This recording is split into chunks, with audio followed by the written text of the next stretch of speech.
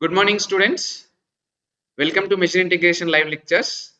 In this lecture, we'll define differentiation of integral and we'll show that differentiation of the integrand, the integral is equal to the integrand for almost everywhere.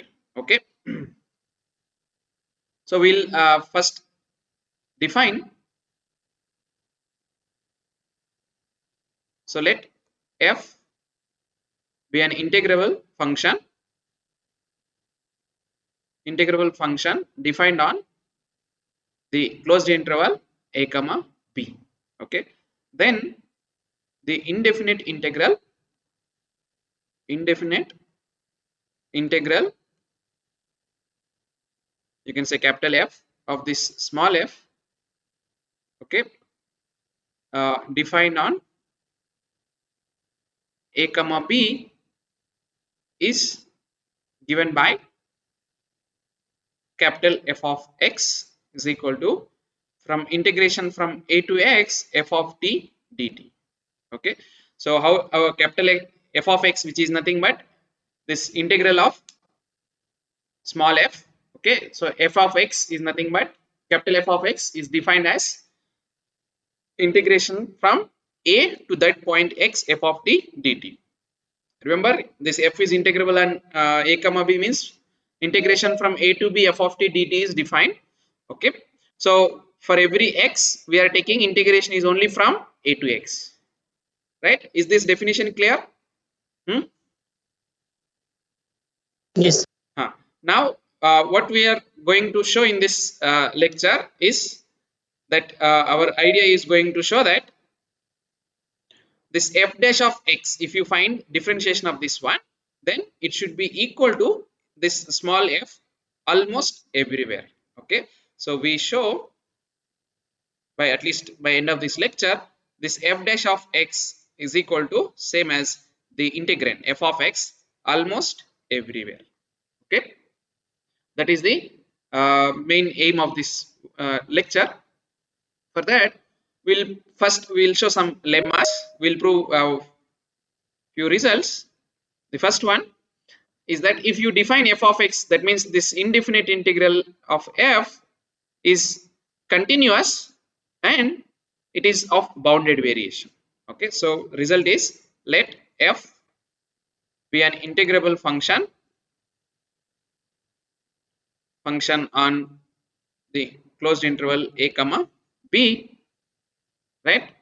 Then this function capital F of x, which is nothing but integration from a to x f of t dt, is continuous on a comma b and of bounded variation. Continuous function of, if you want to write here, continuous function of bounded variation. Okay, so what we want to show that this capital F of x, whatever we are defined, is continuous function and it is of bounded variation. Okay, is statement clear? So whenever you have an integrable function, then its indefinite integral is a continuous function and is of bounded variation, right? Is statement clear? What we want to prove? The first one is Yes, sir.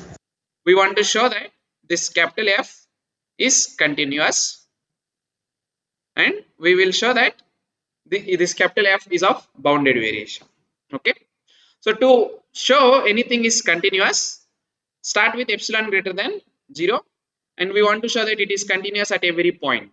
Okay, for this we use one result for any integrable function. If you see, we have defined when we discussed about this Lebesgue integration. So here we have defined one this general, let me show that result, then we'll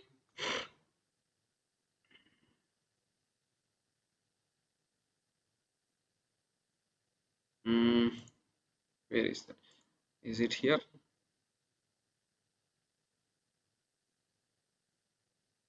That it is, we can make it less than epsilon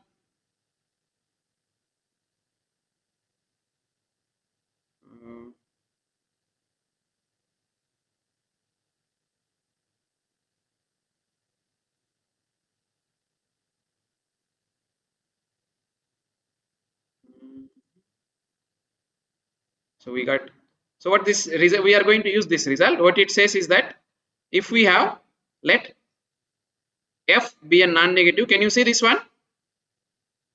Can you see this result? Yes, yes, sir. Yes, sir. What this result says, let f be a non-negative measurable function which is integrable. Then given epsilon greater than 0, there is a delta such that for any set A with measure of A is less than delta, we have integration of f over that set is less than epsilon. Okay. So even though our set, our given function f, so this result we can apply for a non-negative measurable function. Okay. So this is here. Now, when it comes to our result,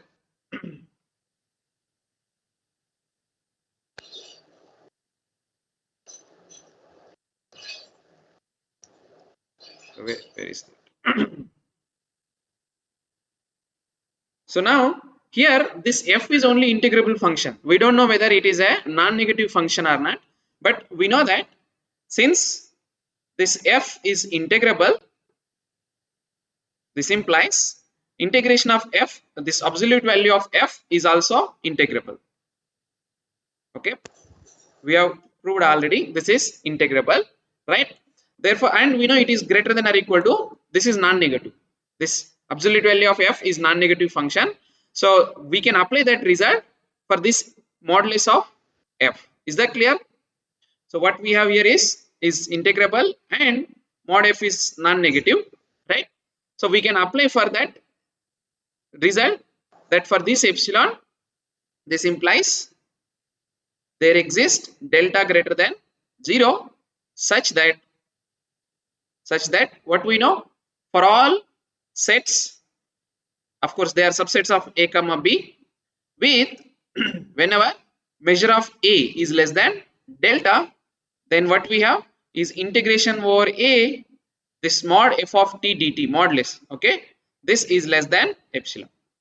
Is this clear? So we have applied that result for this mod f, right? Yes or no? Is that clear? Yes, sir. Now, Yes, sir. we'll show that for to show continuity for this epsilon, this delta will work. Okay, that means now let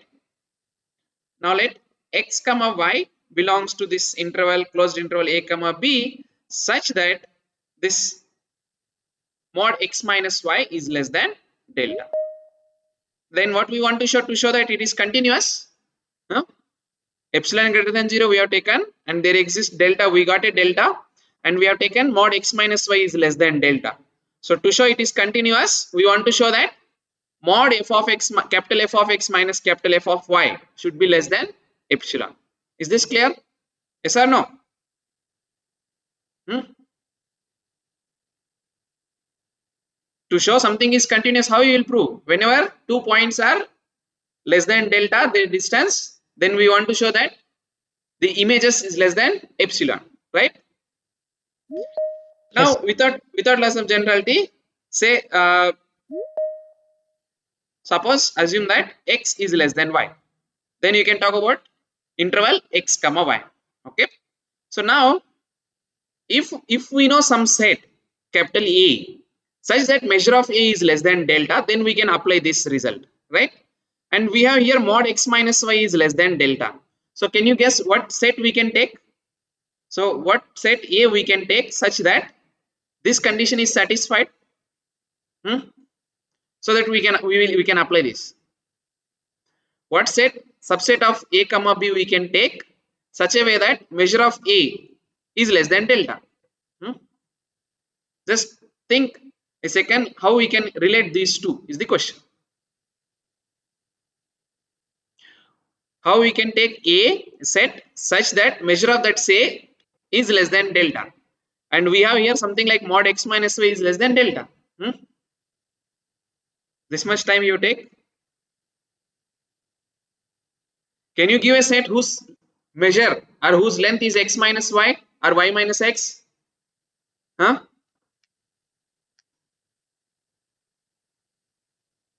You can't give. What is small things? At least you should tell, right? Hmm? If we take the interval x comma y, then what is the measure of this interval? We know it is same as length of the interval, right? Huh? Yes, sir. Then measure of this set is nothing but length of that interval, which is y minus x. We know which is less than delta because we have assumed mod x minus y is less than delta, right? Okay.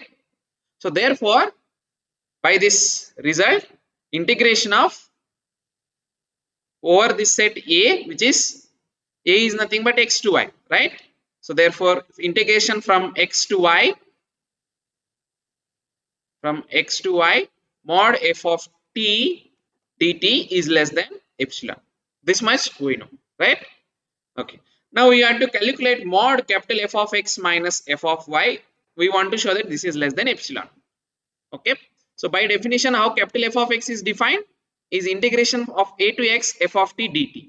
So this is integration a to x f of t dt minus f of y, which is integration from a to y f of t dt. Okay. Now because x is less than y, okay, so this a to y, how you can write this? You can write as integration from a to x f of t dt minus from integration from a to x f of t dt. That means I am splitting this a to y as a to x then x to y. Okay, is that clear? Any problem? Huh? This a to y, this Yes. interval a to y, you can split that as so you have a and y and x is in between. So a to y you write as a to x then x to y, and you have minus, so you will have minus here both sides, both places. So these two will get cancelled, and what you have here is modulus of from x to y f of t dt.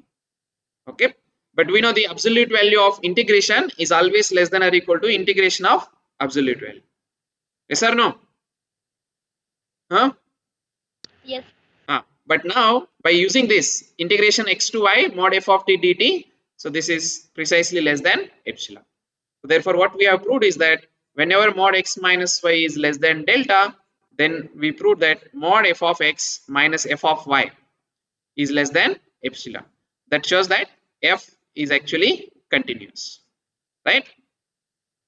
Continuous on this interval a comma, because x and y we have taken any 2 points on a comma b. Is that clear? Hmm? Actually, we have proved more strong, like Yes, uniform sir. continuity we have shown. Any 2 points are less than delta, then it is true. Okay, fine. Now, what is our claim to? We want to show that hmm, it is Bounded. of bounded variation. At least what we want to show, that much you can tell, right? I am not asking how we will show it. Huh? We want to show that this capital F is of bounded variation. Bound. In Yes. last class we have discussed about bounded variation. If we want to show that something is of bounded variation, we should start with a partition and find the total variation, show that hmm, it is finite, right? So let Yes. Yes, sir. a, which is equal to x naught x1, say xk, which is equal to b, be a partition of the interval a comma b. Then we want to find that small t, which is equal to summation mod f of xi minus f of xi minus 1, right? And then we want to find supremum among all these t. So first we will simplify this and see what we will get. Okay, so this is same as I is equal to 1 to k. What is capital F? How capital F is defined? From a to x. So here it is xi, so integration from a to xi f of t dt minus, similarly this is a to xi minus 1 f of t dt. Just like, because xi minus 1 is less than xi, and how we have seen here x is less than y, same way what you will get is you can split this a to xi as a to xi minus 1 then xi minus 1 to xi, right? So this a to xi I will split into two intervals, a to xi minus 1 f of t dt plus xi minus 1 to xi f of t dt, and we already have this from a to xi minus 1 f of t dt, right? Is that clear? So these two will get cancelled, this one and this one. Then what we have here is summation of modulus. So this I can write as less than or equal to. Less than or equal to summation I is equal to 1 to k integration of modulus of f of t dt. Right? Is that clear? Yes or no? Hmm? This is from Yes. xi minus 1 to xi. Okay, fine. Now, if you see this, because integration modulus of integration is less than or equal to integration of modulus. That is what we have used here. Now, if you expand this, Yes. what you will get? If I say I is equal to 1, then it is x naught, right?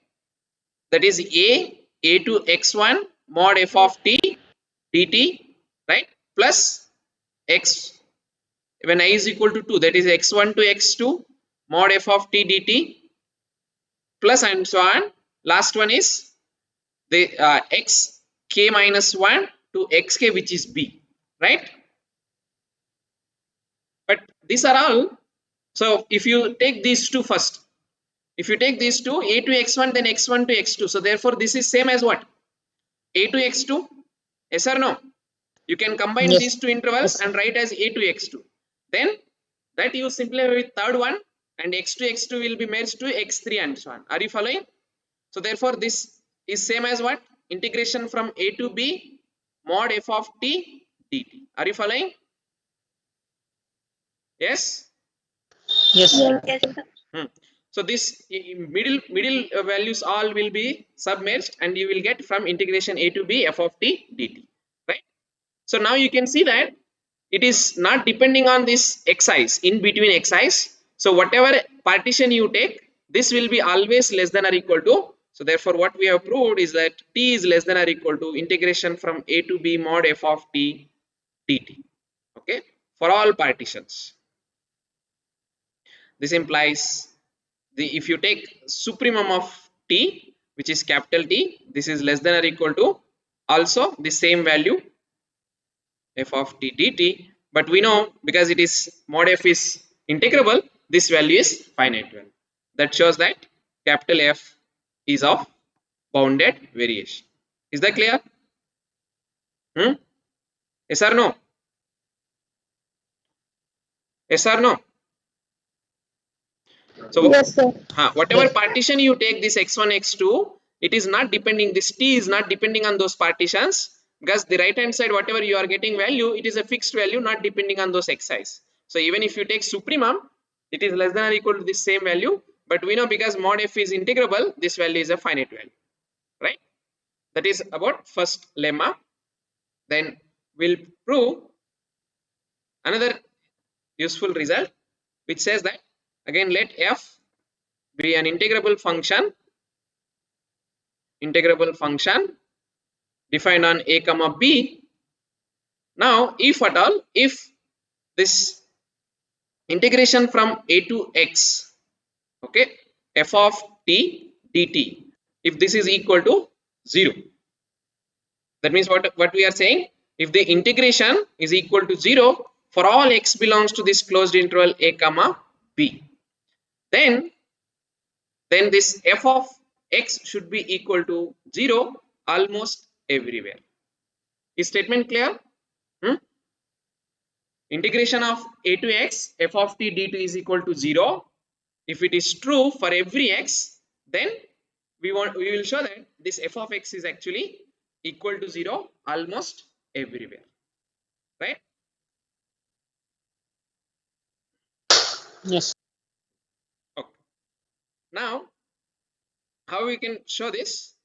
So we'll assume that this e, see we want to show that f of x is equal to 0 almost everywhere, right?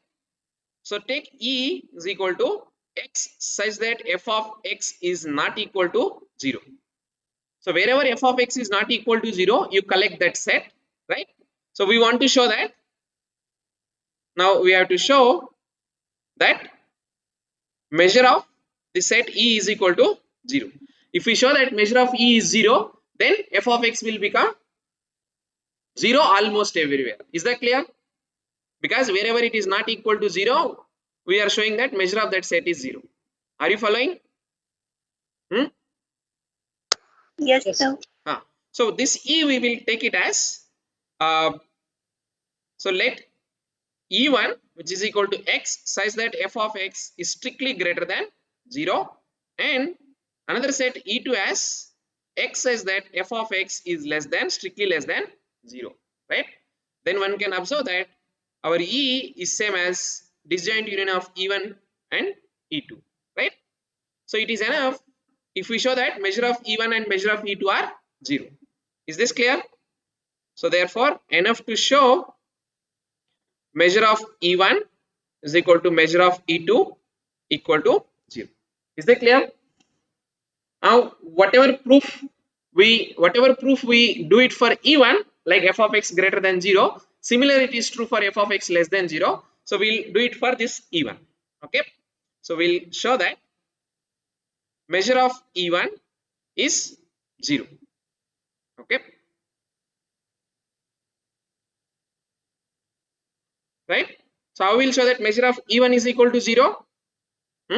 That means x says that f of x greater than 0, this e1, we want to show that the measure of e1 is equal to 0 using this given integration a to x f of t dt is equal to 0, right? Fine. Now for this set e1, we have proved a result that whenever given any subset, there exists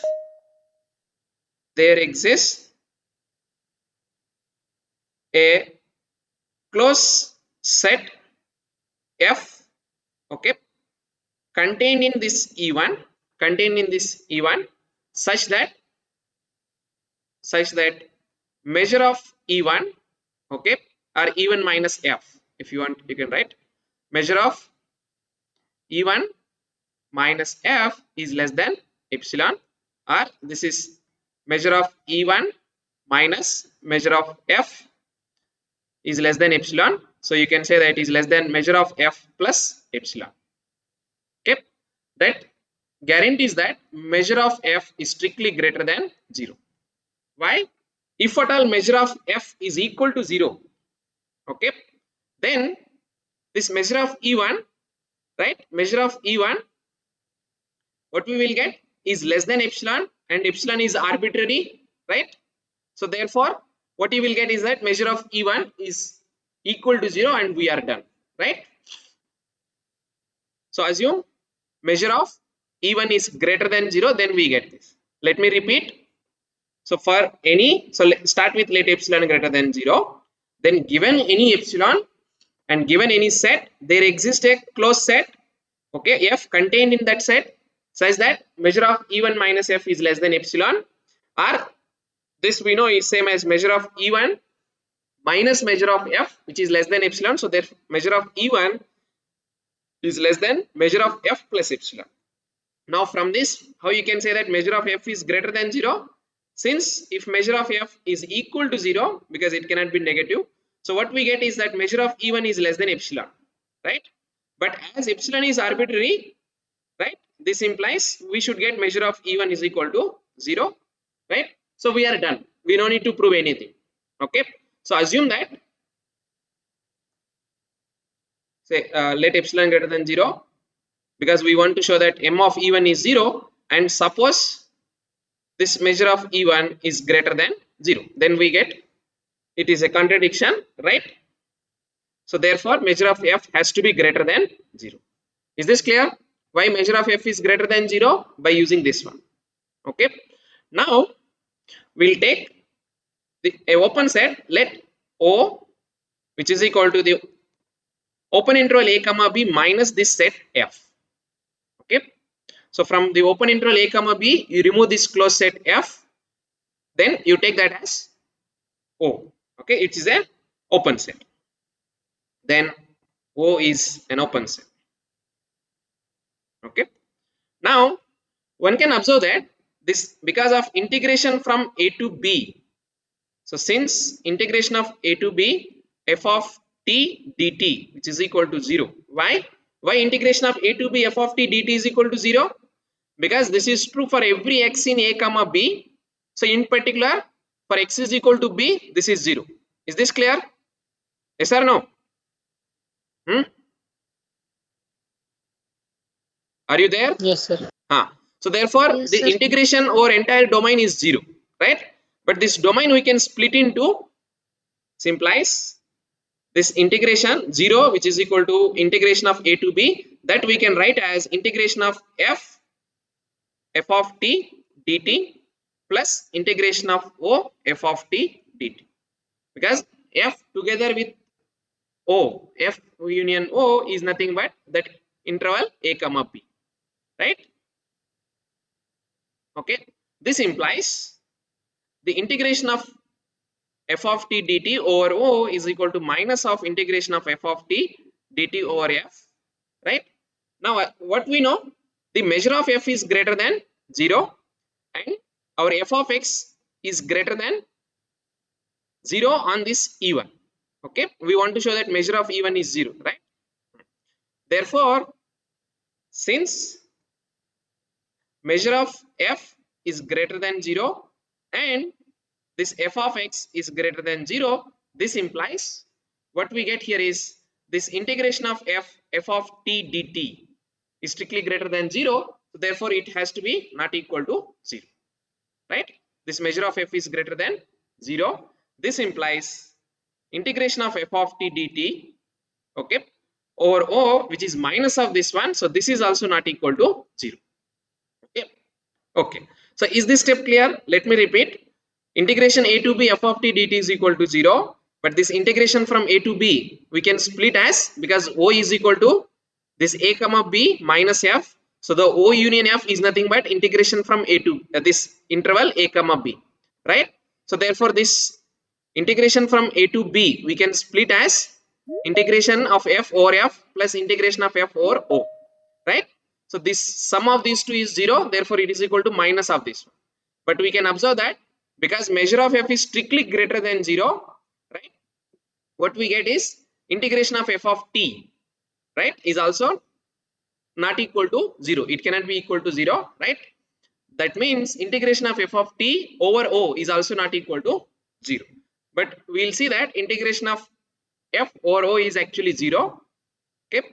See, if you have any difficulty in this notation, there is a 0 and o, if you are confusing, you can change this to o anytime open set.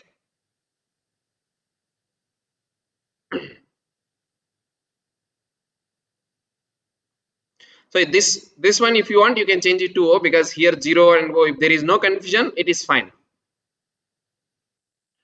So for each n greater than or equal to 1, define f n of x is equal to, in terms of this capital F, of course we will define f of x plus h minus f of x upon h, where this h is nothing but 1 by n, right? So how fn of x we have defined is, it is just like n into capital F of x plus 1 by n minus f of x. That's all. Okay, that is what is our, how fn of x are defined, n times capital F of x plus 1 by n minus capital F of x. Okay, they are our f of x. Now we will see that what is this, how these fn's are there, whether fn's are bounded, whether they converge to small f or not. Okay, small, not small f, capital F. Okay. Then if you simplify this fn of x, which is 1 by h, what is f of capital F of x plus h? How capital Fx is defined? From a to that x. So it here a to x plus h f of t dt minus f of x is a to x f of t dt. Is this clear? This is same as 1 by h into this, you can write as a to x, right? A to x f of t dt, then plus x to x plus h f of t dt minus integration a to x f of t dt, right? Therefore this first one and last one will get cancelled. What you have here is, this is nothing but 1 by h into integration of x from x to x plus h f of t dt. That is your fn of x. Is this clear? This implies mod fn of x is less than or equal to modulus of this, so it is 1 upon h integration of x upon x plus h mod f of t dt. Is that clear? If you take modulus, then modulus of integration is less than or equal to integration of that modulus. But f is given to be bounded, right? So therefore this is less than or equal to k. So whatever you are having here, this is less than or equal to k will come outside, so k by h, then integration of 1 dt, which is same as x plus h minus x. So therefore this is again is same as k, right? So what we have proved is that this mod fn of x also less than or equal to k for all x, and it is also true for all n. It is not depending on n. Are you following? Right? This is true for all n and for all x. There, and also what can you say about limit of fn of x as n tending to infinity? N, this is n. Okay, this is limit n tending to infinity. This, if you write here how fn of x is defined, f of x plus h minus f of x upon h, right?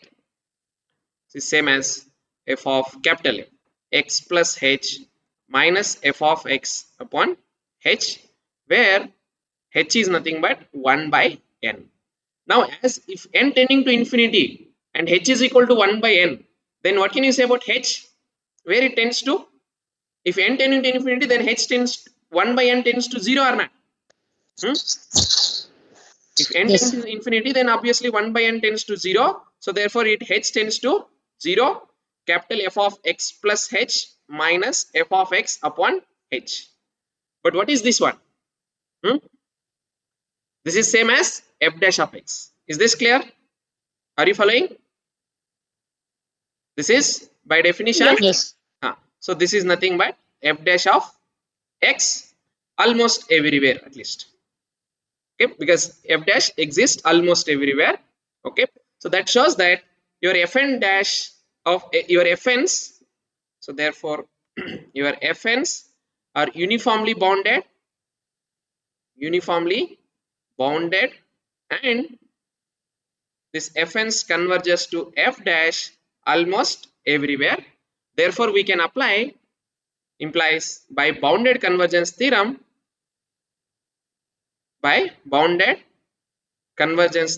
what we know, for any c belongs to this interval a comma b, what we have here is this integration of this f dash. Okay, integration of this f dash of x is equal to limit of integration of this fn's. That means integration from a to c, this capital f dash of t dt, okay, is equal to limit n tending to infinity integration of this fn of t dt from a to c. Is this clear? Yes or no? If you want, you can write x here. There is Yes, no sir. problem. You can write here x because we are using c. Okay, so you can use t or x. It is nothing difficult. Okay, is bounded convergence theorem. For bounded convergence theorem, we require a sequence of uniformly bounded functions converging to a function. Then the integration and limit can be exchanged, right? Okay, any problem? Now we'll substitute this fn of t, the fn of t here, this value. So fn of x is this, so you just use this x notation. Okay,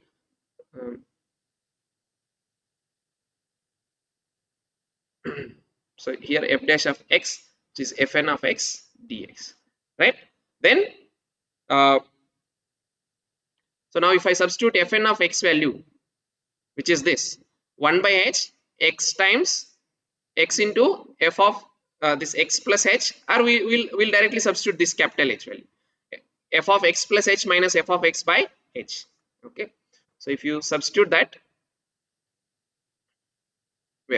Let me see.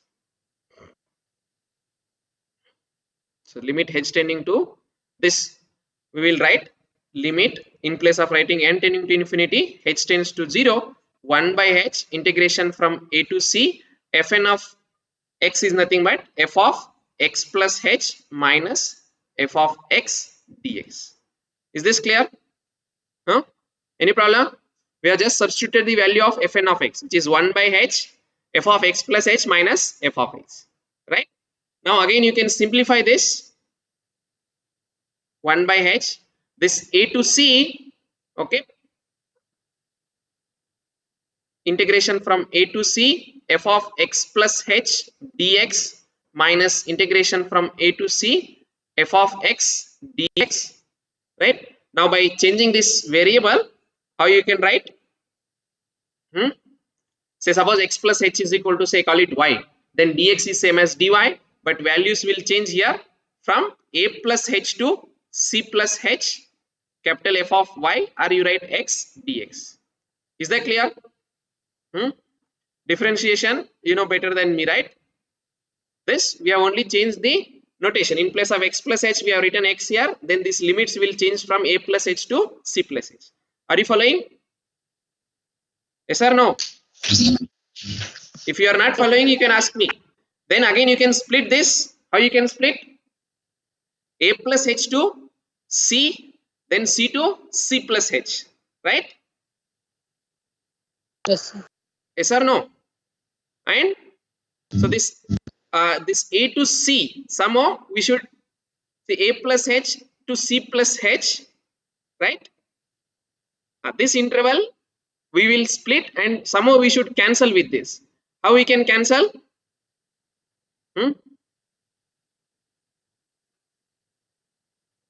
This you can write as a plus h to c, okay, f of x, then c to c plus h, f of x, and here I will write a to h, or h plus, or a to a plus h, f of x minus a plus h to c f of x. Okay, so this both intervals we have splitted integrals. Now you see that this first one and this will get cancelled, right? So what is remaining is limit h tending to 0, 1 upon h integration from c to c plus h, f of x minus integration from a to a plus h, f of x. Is this clear? Have you understood? Now any problem? Okay. Now also the fact that as f is continuous, as f of x is continuous, by intermediate value theorem, sorry, by mean value theorem, sorry, by intermediate value theorem only, by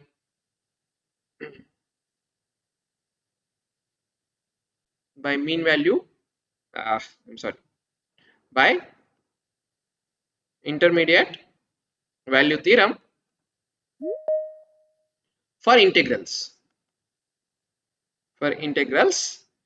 there exist, we are applying for 2 times. So there exists, you can call it t1 belongs to this interval c to c plus h, and t2 belongs to this interval a comma a plus h, okay, such that what we know, this integration from c to c plus h, f of x dx is same as this f of t1 into the difference of that interval, which is c plus h minus c, and integration from a to a plus h, f of x dx is equal to f of t2 into a plus h minus e. Is this clear? Integration of a to b capital F of x dx, if f is continuous, is same as there is some c such that f of c into b minus c, right? But this is same as this cc will, a and a will get cancelled, and when you substitute here, what we will have? Therefore integration from a to c, this f dash of x dx, which is equal to limit h tending to 0, limit h tending to 0, this 1 by h is there, and in place of this integral, what you have here is h times f of t1, h times f of t1, and h times f of t2. So h will get cancelled. Now as limit h tending to 0, what is t1? Because t1, you can say this, you can write as a closed interval also. Okay, so as h tending to 0, what is this will become? T1 has to approach to C. Is this clear? Because it is C comma C plus H. Similarly, it is A comma A plus H. So therefore, this will become f of T1 will be same as f of C, and this is same as T2. T2 belongs to this interval, closed interval A comma A plus H. So as H tending to 0, this is simply a closed single interval, singleton set A. This is singleton set C. So what you have here is f of C minus f of A. Are you following? Yes or no? So therefore, integration of a to x f dash of x dx is equal to f of c minus f of a. But what is f of c minus f of a? If you substitute x is equal to c here, then it is same as a to x f of t dt plus f of a, right? So if you bring f of a here, then f of c minus f of a is integration from a to c f of t dt. So therefore, integration, this is same as integration a to c f of c, or you can call it f of x dx. Is that clear? Since our f of x is from a to x f of t dt plus capital F of a, this implies f of c is a to x, okay, a to c here, a to c f of t dt plus f of a. Now you bring this f of a here, that is f of c minus f of a is this one. Then we have changed simply t dt, that is same as x dx, right? This implies if you bring it to one side, what you will get is integration from a to c f dash of x minus f of x dx, which is equal to 0. And this we have proved that for all c belongs to this interval a comma b. Now you apply the lemma which we have proved. What lemma says? That here, whenever integration from a to x f of t dt is equal to 0, then that function has to be equal to 0. Is this clear? So therefore, that integrand whatever we are having here, then by previous lemma, what we have, f dash of x is minus f of x is equal to 0 almost everywhere. This is same as saying that f dash of x is equal to f of x almost everywhere. Is this clear? Any problem? Yes or no? No. Okay. Yes. Now the last result which is follows from this, and that is our statement that, so we can say as a theorem, let f be an integrable function defined on the interval a comma b. Okay. Now let this capital F of x is equal to integration from a to x f of t dt plus capital F of a is some constant, okay, for indefinite. Then also this f dash of x is equal to f of x almost everywhere. See what is difference between this theorem and previous lemma? If you see, they are almost similar. Only difference is here given our f is bounded, right? Yes or no? Here Yes. it is a bounded function. Here it is not necessarily bounded. It is any integrable function, right? So we'll prove this and then we'll stop. Is that fine, right? So that this section will be over. It takes only 5 to 10 minutes. By combining all results whatever we have proved, we can prove this. We want to show that for any integrable function this is true. So what we do is, first we will show that if f is non-negative, so we prove the result for any non-negative function. Then it is also true for, once we prove result for non-negative function, it will be true for any integrable function. Why? Because if we know that f plus, since f is equal to f plus minus f minus, so if, and f plus and f minus and f plus and f minus both are non-negative, okay, and assume that so this capital F plus of x, if you say this is, call it as f of x, is f plus of t dt, okay, of course you can write here f plus of a, and this f minus of x, if you say this is a to x f minus of t dt, okay, or you can write capital F1 capital F2 also, no problem. This you write as F1 minus F2. Then you can check that this capital F plus minus F minus, okay, this F plus minus F minus of x, you simplify this integration, that means F plus of x minus F minus of x, that is same as integration from a to x F plus of t dt, this, okay, F plus of t minus f minus of t, and what you have here is f plus minus f plus of a minus f minus of a. But this is same as integration from a to x, this is simply f of t dt, and this is plus f of a, but which is same as capital F of x, right? So you will see that f plus minus f minus of x you are getting is same as f of x, right? So therefore this result will also be true, because what is differentiation of this one is same as differentiation of f dash minus differentiation of f minus, right? Okay, so it is enough if we prove this result. Hence, so assume without loss of generality that our f is greater than or equal to 0. Okay, because using that positive part and negative part, then we can prove it for any integrable function. Is that clear? So we want to prove that if f is greater than or equal to 0, then this result is true. That means for that f dash of x is equal to f of x. How will prove this? We define some functions, okay, and in such a way that those functions are bounded, okay, and we apply previous lemma to get the result for that particular function. So for each n greater than or equal to 1, define fn of x as f of x, okay, for whenever f of x is less than n, and n if f of x is greater than or equal to n, okay. For example, what is f1 of x is same as f of x whenever f of x is less than 1 and it is equal to 1 after that. Such functions we have defined already, okay.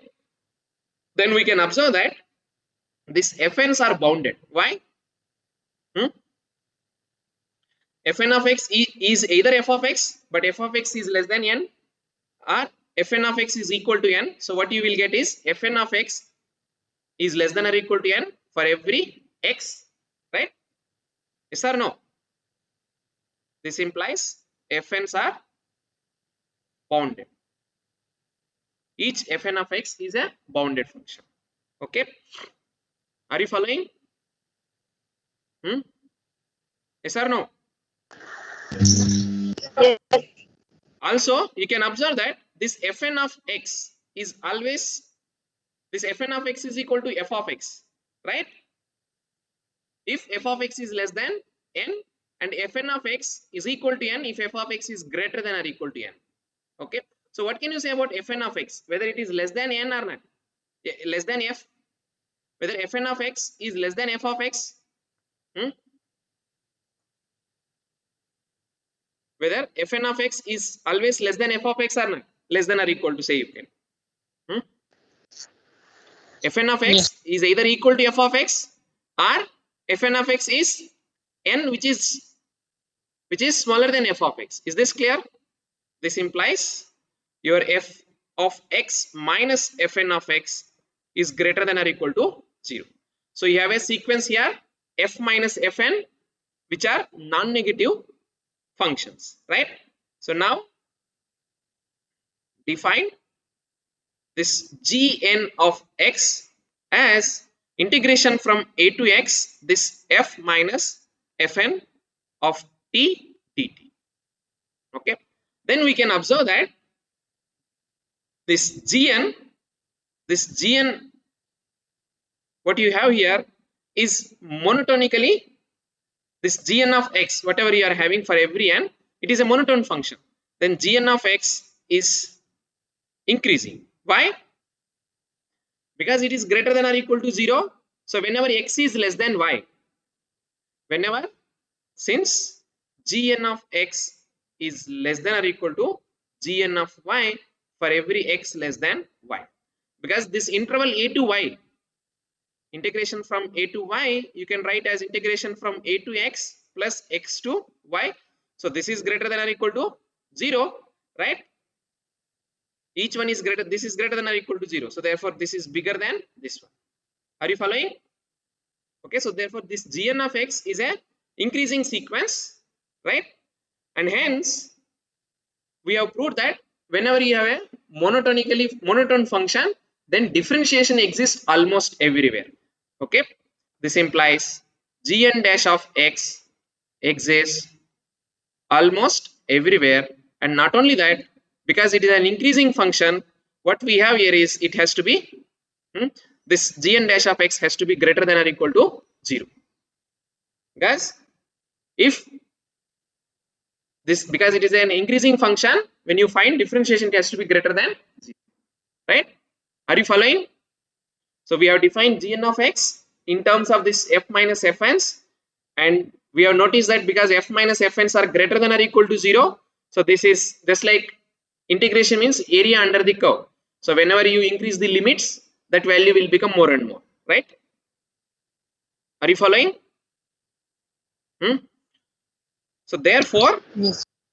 therefore the differentiation of this gn dash of x, therefore this gn dash of x, which is nothing but this d by dx of integration of a to x f of t dt minus d by dx of integration from a to x, this we are expanding, we are writing into two different intervals, that's all. This fn of t dt. Okay, now what we know about this each fn's, because each fn's are bounded, now I can apply the previous result. Previous result what it says, because they are bounded, therefore integration of a to x fn of t dt, differentiation of this one is nothing but the integrand.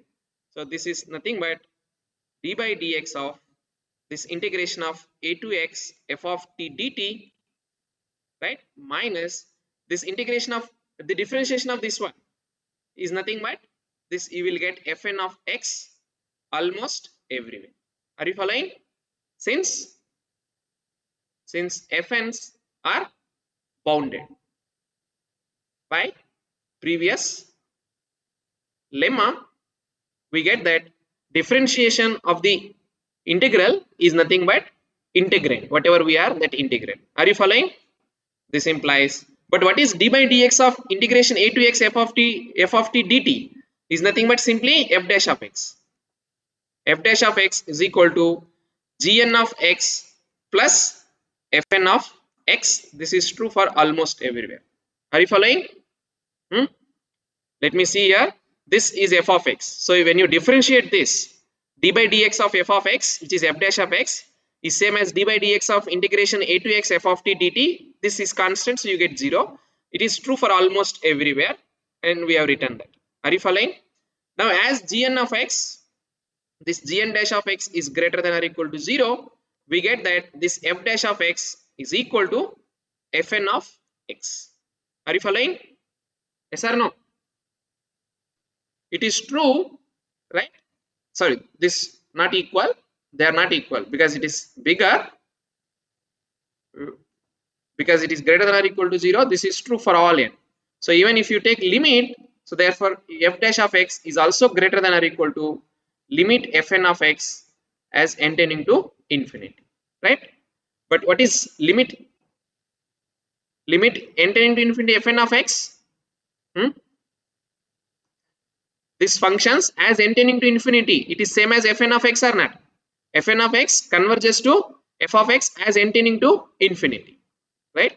So therefore this is same as f of x, right? Yes. So therefore f dash of x is greater than or equal to f of x almost everywhere. Okay, this implies integration of a to b f dash of x dx is greater than or equal to integration of a to b f of x dx almost everywhere, right? We know that because f is non-negative, and we have proved that for non-negative here this is same as f of b minus f of a, since our capital F of x is equal to integration from a to x f of t dt plus f of a. This implies when you substitute b here, f of b is equal to integration from a to b f of t dt plus f of a, right? This implies f of b minus f of a is nothing but integration from a to b f of t dt, or you can write f of x dx. It is not a problem, right? So therefore whatever right hand side we have, that we can be replaced by, hence integration from a to b f dash of x dx is greater than or equal to f of b minus f of a, right? Which is nothing but this is equal to integration from a to b f of x dx. Is this clear? Now we want to show that the other way also, less than or equal to is also true. That is clear because also if you see this f of x, how we are defined from integration from a to x f of t dt, right? So you can check that when x is bigger than, because f is non-negative, this will become increasing now. Okay, so as capital F is increasing, it is differentiable, we know, almost everywhere. Okay,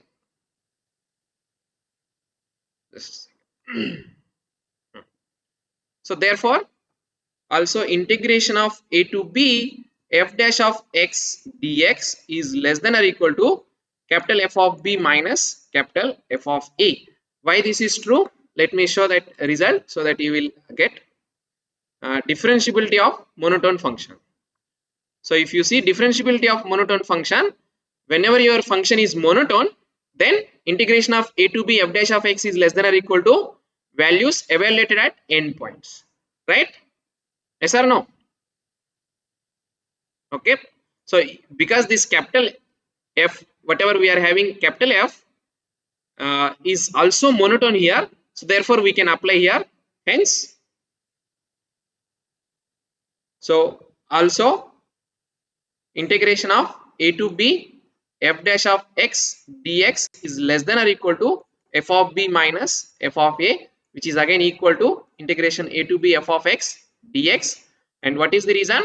Here our capital F is monotone, so this implies capital integration of f is less, f dash is less than or equal to f of b minus f of a. Okay, that differentiation of monotone function we have proved that, right? Now therefore if you combine these two, hence they are equal, so integration of a to b f dash of x dx is equal to integration of a to b f of x dx, right?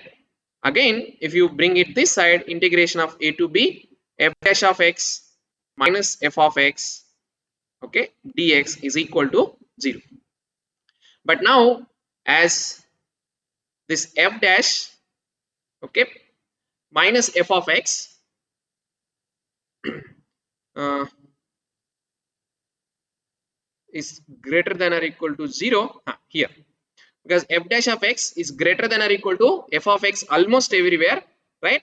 This implies what we will get, f dash of x minus f of x is greater than or equal to 0 almost everywhere. That means they are non-negative functions, right?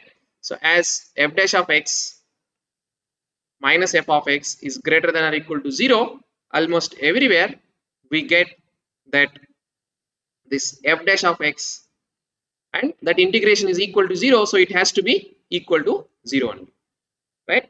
That shows that this is has to be equal to, so f dash of x is equal to f of x almost everywhere. Okay, so whenever you have a non-negative function and integration of non-negative function is equal to 0, then that function has to be equal to 0. Okay, that is what we are using here. Okay, that reason, right? So that shows that our capital F dash of x is equal to f of x almost everywhere, and that concludes this result. Okay, so we'll stop here, and in next class we'll see something called absolute continuous. Okay, fine. Thank you.